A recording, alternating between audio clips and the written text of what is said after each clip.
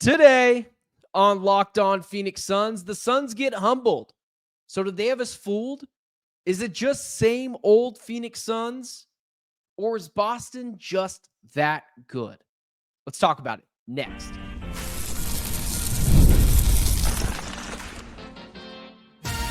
You are Locked On Suns, your daily Phoenix Suns podcast. Part of the Locked On Podcast Network, your team every day.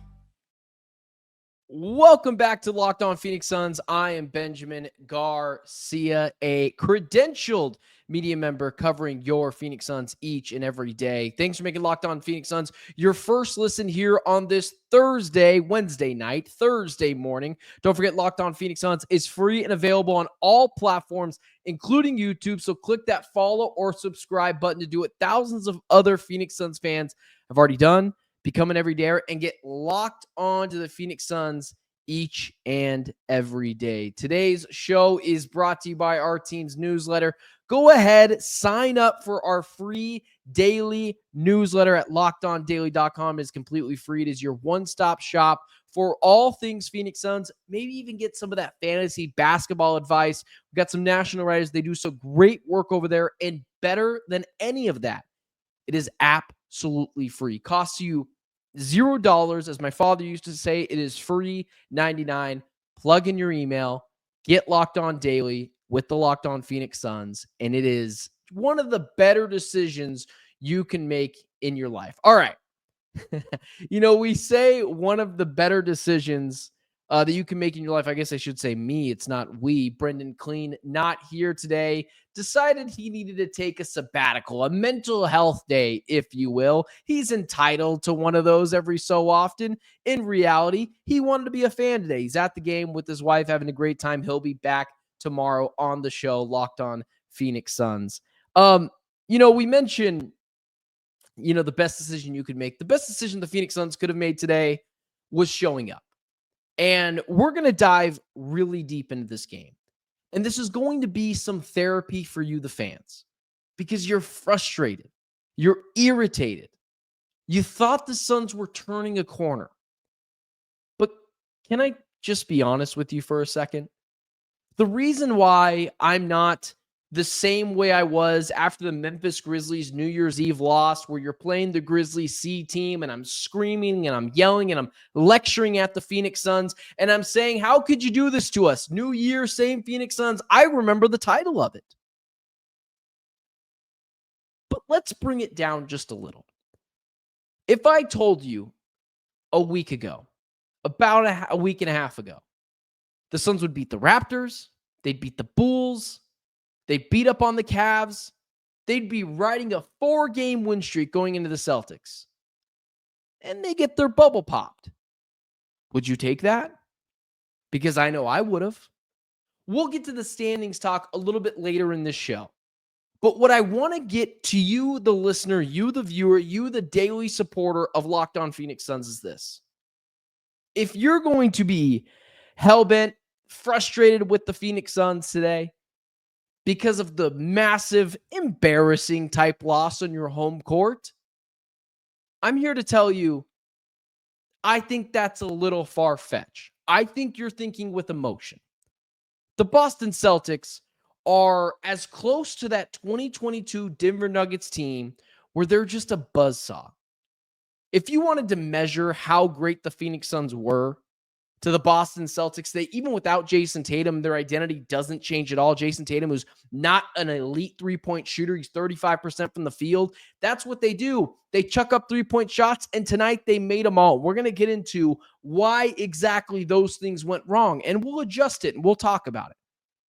But the Celtics are a buzzsaw. I'm not going to, if you're looking for someone to rip this team into a new one, I'm normally your guy. Tonight, I think it's emotion. Because I went into this game thinking Celtics are probably going to burst this Suns team's bubble. And here's why. On one side, although you don't have Jason Tatum, you've got Jrue Holiday, one of the best defenders in the NBA, but even more than that, an USA basketball world champion, an NBA champion 2-time with 2 different teams. His game translates everywhere. Derek White, who has become one of the better 4th to 5th players that you could have on your team. Jaylen Brown, who I would argue at times is 40% of the times the number 1 of the Boston Celtics. Kristaps Porzingis is awesome, although some injury concerns. He's awesome for that team. And on the other side, although you got Kevin Durant, Devin Booker, obviously supremely talented players, you ever hear the saying, you brought a knife to a gunfight? Well, you brought Colin Gillespie to a defending NBA champions fight. You brought, and to put it into a different terms, you brought a plastic spoon to a gunfight. Colin Gillespie, and obviously we've sang the praises of him, Oso Iguodala, Ryan Dunn, all those guys. At the end of the day, fine players, gritty players, but gritty only gets you so far. And when you're playing a team as talented as the Celtics, who are hitting bucket after bucket after bucket from the outside, it's kind of hard to go after that team. As we really shift into really just understanding the game and what happened tonight, let's get into the moment of the game. And instead of just zooming in, really just minuscule into one play, let's just talk about that second quarter. And even more so, you could talk about the first quarter. But in reality, the Suns got punched in the face in that first quarter, and they did crawl back. They finished that first quarter, if I'm not mistaken, 42-38, which obviously is a really great number for the Suns to have 38 points in the first quarter. You just can't allow 42 of them in the first quarter as well. But in that second quarter, it's just when it all went awry. And the final score absolutely going now, 132-102. The Boston Celtics just reaming the Phoenix Suns a new one. The Boston Celtics got up 52 threes tonight and hit 22 of them. And that's where it brings me to my moment of the game. Any three-point shot that you saw in this game, I think I would lean specifically into the Sam Hauser 5-0 run, like midway through that second quarter. He gets a backdoor cut, and then almost immediately he hits not almost immediately he hits a three on the very next possession. I understand Jaylen Brown hitting tough buckets, and you're going to live with that. But this is a Celtics team that's got dudes everywhere that can hit the three-point shot. Everyone in the starting lineup, I'm not going to sit here and name all their names. We know who they are. And Sam Hauser, Peyton Pritchard, these are guys up for the award of White Boy of the Year. I mean, you got Tyler Hero winning it last year to some people, and this year, Sam Hauser, Peyton Pritchard, my vote probably go to Peyton Pritchard winning White Boy of the Year. Like, these guys are hooping. But here's the problem, and we talked about this yesterday. We'll get into all the deep into the statistics in the third segment, but you can't give cheat points away to this team. I talked about it on the streaming show, the Ben Garcia show that I do every morning, 6 a.m., 9 a.m. Eastern Standard Time, Monday through Thursday on my own YouTube channel, Ben Garcia Show. And I related to it like this. The Celtics are like the Kansas City Chiefs with Tyreek Hill, Travis Kelce, like all those significantly elite players. You have to make it tougher for them. They're going to get their points. But what you can't allow is cheap touchdowns over the top that Tyreek Hill provided. Put two guys deep. Make them dink and dunk you. Shrink the field. And in the same way in the NBA, with the Boston Celtics, they're going to hit their threes. They hit 22 of them tonight, and they almost got up damn near 60 of them. They shot 43% from three-point land. The issue is, and this was a problem in the first quarter as well, too many of them were just wide open. And it leads me to my first takeaway. Energy is contagious, right? Colin Gillespie, contagious, energy, gritty player. Ryan Dunn, contagious, gritty player. Cody Martin, a guy who shoots the ball worse than me at times, but energy, diving on the floor, grittiness, that's what I want to see. Energy's contagious. But when you're not getting out on a team that shoots the three-point ball so effectively, that is also contagious. And what is that? That's laziness. Energy is contagious, but unfortunately, so is laziness. And when you see Jaylen Brown get up an open three, and Kristaps Porzingis get an open three, and Sam Hauser get an open three, you might be as yourself guarding your player, but when you're seeing guys standing wide open, it's contagious to you. You're like, why am I defending these guys if no one else is going to? So just like when you see Colin Gillespie diving on the floor for a loose ball, or Cody Martin diving on the floor for a loose ball, or fighting for a rebound, or getting that second chance bucket, or Ryan Dunn jamming it on Giannis Antetokounmpo. That's contagious, but so's laziness. And too many times, not just in the second quarter, my moment of the game would have been the first quarter, but they did crawl back a little bit there. In the second quarter, it's too many open threes. And you can't give a team like the Boston Celtics, who are as dominant as they are, cheap points easily. Just like how the Kansas City Chiefs for years with Tyreek Hill, Travis Kelce, and that just elite level team. You got to make them earn it. The Celtics, I'm afraid, didn't earn one bucket tonight. It was all given to them. And when you allow a team like the Celtics that shoots the three-point ball so effectively,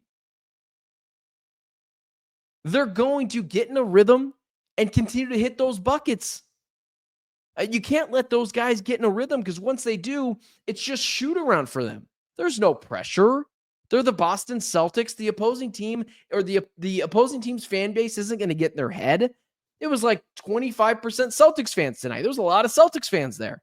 For those of you who don't know, I was at the game, but it was so bad at halftime, I was like, all right, let's get out of here. Let's do the show from home. So, I mean, if you're looking for specific moments, that's what it is. Reverting back to old habits a little bit. I'm not going to just chew this team out. The Celtics are a great team, but at the end of the day, energy is contagious. Unfortunately, so is laziness. And that's what happened with the Suns tonight.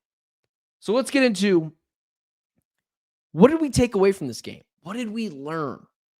Is it the same old Suns? Or, as mentioned before, is this Celtics team just that good?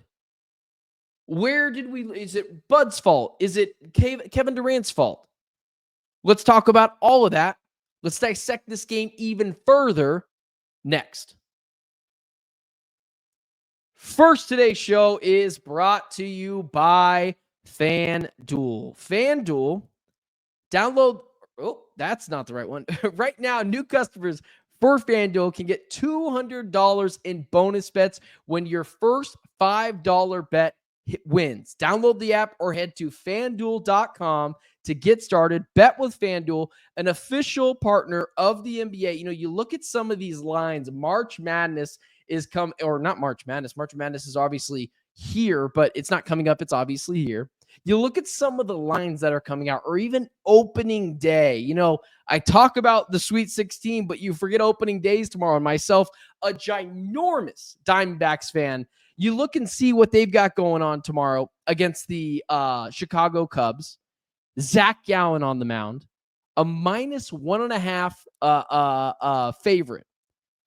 Listen, I'm not going money line here. I'm just taking the Diamondbacks to cover a 1.5. I remember being at opening day last year, and the Diamondbacks scored like a bajillion runs. Blaze Alexander was getting hits. Corbin Carroll was getting hits. Everyone looked good. So, hey, if you're going to bet, and you're going to bet on the action, FanDuel is the place to go. $200 in bonus bets when your first $5 bet wins. 21 plus in select states. First online real wager, money wager only. Bonus issues as non-withdrawable free bets that expires in 14 days. Restrictions apply. See terms at FanDuel.com. See terms at sportsbook.fanduel.com. Gambling problem? Call 1-800-GAMBLER or visit FanDuel.com/RG. All right, moving on. People want to quickly react to, you know, what happened? What can we take away? How can we fix it? And in this segment, normally we're talking about what can we get from the Suns, right? I'm not so sure if there's much you can learn from today's game other than there's a clear ceiling to what this team can do. If you were holding out for a clear, just a potential championship run, like somehow they figured it out and Colin Gillespie was the new version of Steve Nash, like actually reincarnated, and Ryan Dunn was going to evolve into a Derek Lively type impact, not the same player. They play two separate positions. One guy's 4 inches taller, but an impact like Derek Lively had to the Mavericks last year. That's what the Suns were going to have. And Oso Ighodaro was just going to flourish into this role of being a great value Şengün. I think you see tonight from a team like the Boston Celtics, who are like legitimately clear NBA title contenders and should be seen as the favorites, there's a clear ceiling on what the Suns can do. So although I think obviously the Suns will make the play-in tournament, we'll get into the standings in just a second, but let's say the Suns do find a way to get themselves out of that tournament. My mind isn't changed that the Oklahoma City Thunder do not want to see the Phoenix Suns. I'm not saying that the Oklahoma City Thunder are worried that they're going to lose to the Suns. But as the number 1 seed, you would like to get out of that first round either in 4 games or 5 games max. You're telling me that there's no way the Suns can get to game 6 against the Thunder? I mean, Devin Booker can go off for 60 points any night. Kevin Durant can go off for another 60 any night. So nothing has changed my mind in terms of that. Outside of, there's obviously a clear ceiling to this, which isn't really breaking news. We kind of knew that. I think the lesson you learned from tonight is, damn, Boston's a buzzsaw. They sat Jason Tatum tonight, who I've continued to argue. I mean, this is a whole other subject. I believe that there is superstars and stars in the NBA. I believe there's like 5 to 6 superstars at a time in the NBA.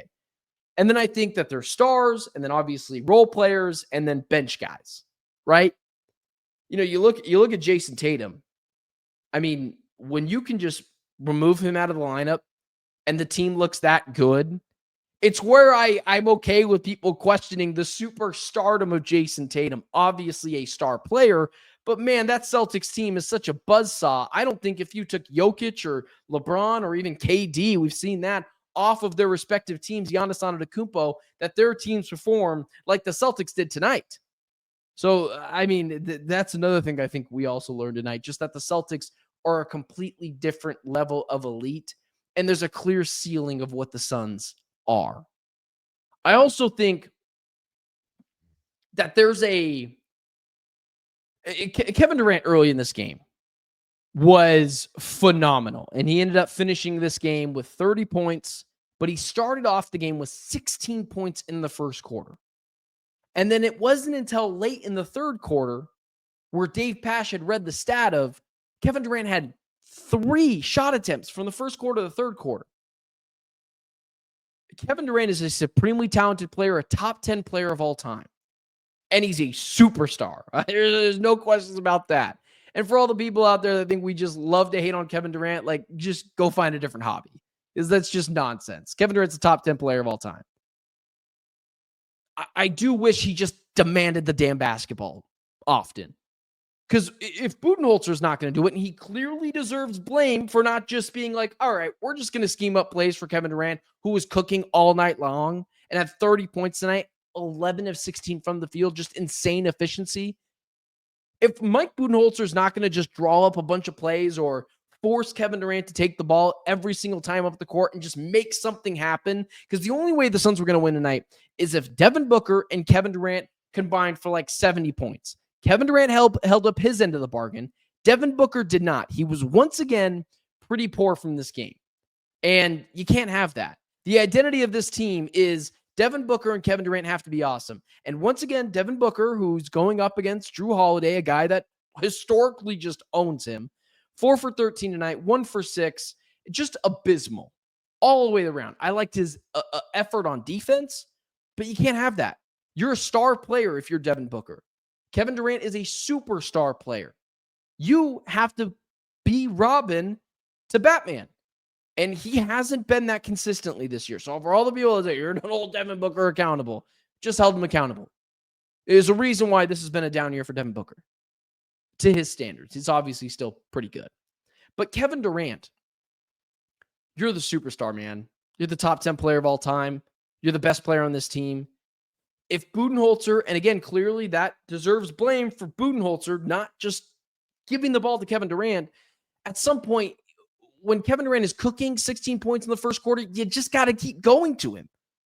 And this is the one thing that I will sympathize with Kevin Durant stans who just beg for the guy to get the ball more often. I sympathize with that because too many times we do see him just not him doing nothing, but him not being used effectively in this offense. So it's where I beg for Kevin Durant to just say, give me the damn basketball. I'm the best player of all time. Or I guess I should say, I'm the top 10 player of all time. To some people, I'm even better than that. Give me the damn basketball. I'm going to go to work. Get the hell out of the way. It's what Kobe used to do. It's what Braun does. And Kevin Durant, because he's such an unselfish player, which is a great quality. It's why he worked so well with the Warriors. He was willing to be unselfish. That bothers me. Like, it's okay to be selfish sometimes. That he is clearly not the reason why they lost this game. We could come up with 100 reasons why the Suns lost tonight's game. Number 101 would be Kevin Durant. The first 100 would be everyone else. But if the Suns were ever going to stand a chance today, even if Kevin Durant had 50, Devin Booker's got to be better. Listen, I know it's Drew Holiday. I know he's kind of in your head. I know it's someone that has consistently pretty much owned you over your career, and everyone has that player. Kawhi Leonard never owned LeBron James, but Kawhi Leonard at times gave LeBron James fits. Or, Kobe Bryant said Tony Allen used to give him fits. Like, it's not a bad thing to have someone that just has your number. There's always going to be someone better or matches up well with you. But you can't have that. Can't have that performance. And I thought it was a chance for Devin Booker to maybe burst out of a shell a little bit, have a good game against the Drew Holiday and the Boston Celtics, and that just didn't happen. So that's kind of where it is. I don't think the Suns, this is a sign of the Suns being so bad. I think it's a sign of, damn, there's one, a ceiling on this thing, and two, the Celtics are just really freaking good. All right. Let's also dive in, finally, to the closeout, the statistics, all the things, the nitty-gritty that maybe we missed. Let's talk about it all next.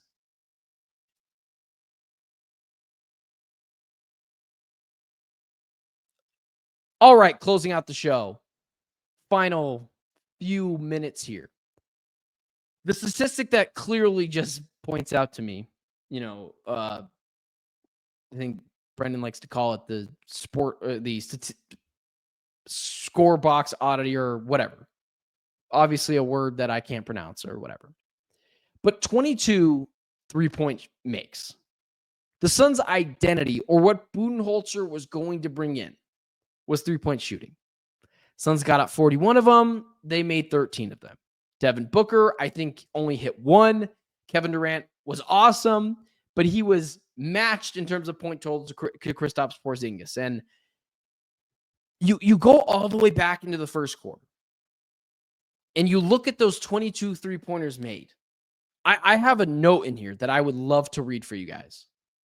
Quarter one, the game started with 5 straight 3-point attempts from the Boston Celtics. They didn't even attempt a bucket in the lane. They made 4 of them. Immediately got up on the Suns 12-4. Not closing out. The energy there was just really bad. But the reason why, again, earlier in the show, I didn't make it the moment of the game is because the Suns crawled themselves back into that. They were down 21-7 in the first quarter. Crawled themselves out of that ugly hole, 42-38. But the problem is they never tightened up those loose ends. You can't have that happen. 22 3-pointers in a game, you will almost always lose. I joked with a media member, Shane Young. He covers the NBA for Forbes. We're, good buddies. We argue back and forth about things he's clearly wrong about, like, the 65 game rule, or the fact that watching teams chuck up 3-point shots is just not objectively fun to watch, even if it makes them a better team. So little nudge at my guy, Shane Young there. But, he had mentioned to me, and he tweeted this out, that the Celtics were going to shoot like 30 points tonight. or I'm sorry, like 33-point shots tonight. And it was really funny. And I want to bring up the exact tweet. Currently, right now, Jason Tatum's fans found one of my tweets and they're not stoked about it. But Shane Young said, I told Ben Garcia's show that Boston was going 23 of 60 from 3 tonight or better. Looks like we might see that reign true. They shot 52 of them tonight and they made 22 of them. So, you got to get out on those guys, and allowing them to get hot from the field in the first quarter, I think, is what overall propelled them through the rest of the game. And as well as when you are getting up that many shots, oftentimes it's long rebounds. And what does that mean? 48 rebounds for the Boston Celtics to the Suns 38. And somehow, even shooting all those 3-point shots, they still shot more free throws than the Phoenix Suns. And listen, the whistle was pretty favorable to the Boston Celtics, especially early in this game, but I never blame officiating. To be the champs, you got to beat the champs, and the Celtics are just going to get those calls that the Phoenix Suns are not going to get. Somehow as well, this is how dominating the Celtics have been. 22, obviously, 3-point buckets. 44 points in the paint to the Suns, 36.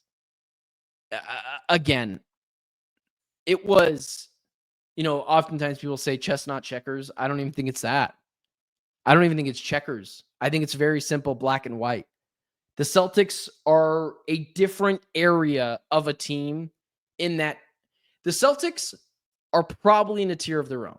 I know teams like the Thunder are really good, and obviously the Cavs, but the Celtics are in that same tier as them, and they're the defending champs. So they're in a tier of their own. They're in tier 0, and tier 1 is Oklahoma City Thunder and the Cavs, and from there it goes. So, as we wrap up the show, I just want to say this.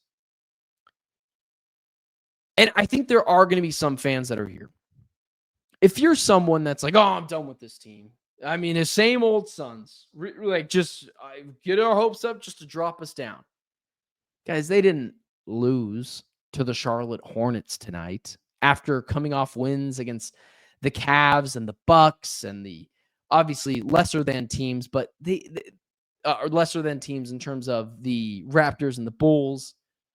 But they didn't lose to the Hornets tonight. They didn't get blown out. This isn't like earlier in the season where you did have the right to, oh, I'm done with this team.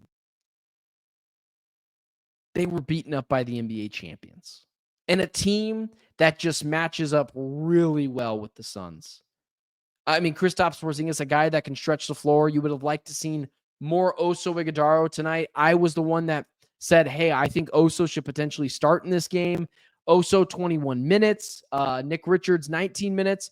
I would have wished, although 20 minutes is clearly a lot of minutes, I would have wished Oso would have started in this game. But that's an adjustment that's hard to make, especially when you've been rolling. So again, it's almost like a mulligan, except a mulligan normally goes for teams like the Cavs. And if the Cavs got blown out by the Celtics, you're like, give them a mulligan. It happens. The Suns is almost like this is a mulligan, but we knew it was probably plausible. And now you look at the standings. The Suns, if I'm not mistaken, as I frantically go over to it,